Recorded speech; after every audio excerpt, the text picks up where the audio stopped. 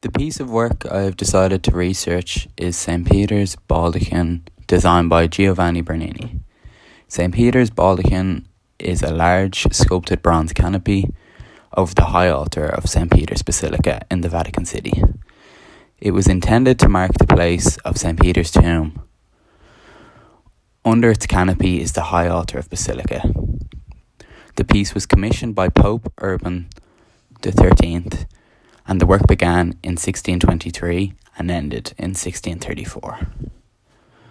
At the top of the baldachin, 4 life-size angels stand at the corners, and you can also see a cross on a sphere. This is supposedly to symbolise the world redeemed by Christianity. I have included an image of this as I think it is important to see what I am talking about.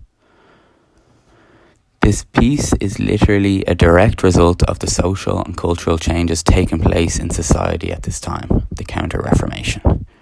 The Counter-Reformation was an attempt by the Church to stop the growth of Protestantism, which we know as the Reformation.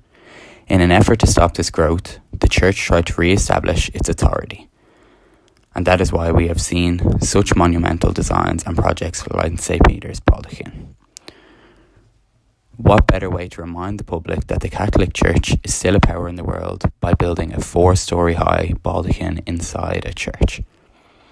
This work is unlike any other from this period. It is the perfect blend of architecture and sculpture and is just truly monumental. However, even though there is nothing quite as monumental as this was not the only piece of work produced to re-establish the Catholic Church's authority. Bernini had numerous pieces of art himself. Some examples are the Ecstasy of St. Teresa. This was a sculpture in the Cornaro Chapel, Santa Maria della Vittoria in Rome. Its sheer size and beauty are what the Catholic Church believed would re-establish their power. In terms of commenting on issues within society, the sculpture does not do much in that regard. However, in my opinion, from analysing the piece during this time, without Bernini meaning to do it, it shows the issues in society in the time.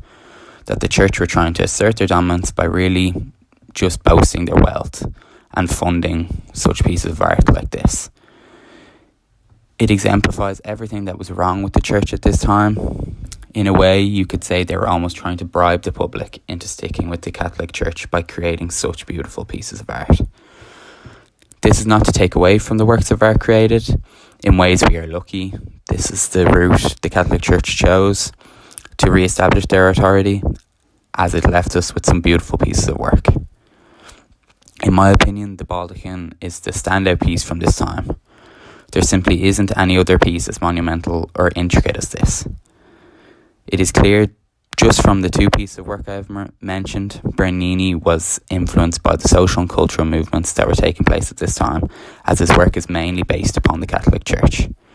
He may or may not have been aware of the motive behind his work, but his work is a great example of the Church's use of art to re-establish power in society.